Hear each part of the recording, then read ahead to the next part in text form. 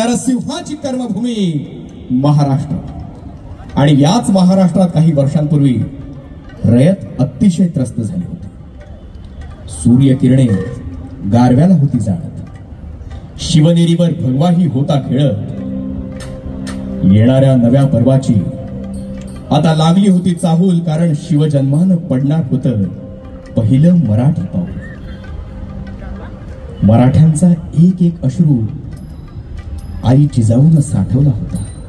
आई भवानीस तेच अश्रू देऊन पोटी पोटी मराठ्यांचा धनी मागितला होता।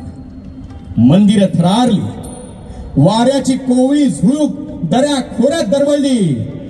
शिवनेरीवर शिवरायांचा जन्म झाला असं सांगत मुक्ती पाखरही किलबिलली। नगारा वाजला, शाहिरी साथ चढला, डंका डोंगरावर सांगत सुटला। आता सह्याद्रीवर भगवा फडकणार, आता सह्याद्रीवर भगवा फडकणार। मराठ्यांची तलवार शत्रूवर धडकणार, कारण इतिहासाचं पहिलं पान शिवजन्मानं लिहिलं गेलं होतं।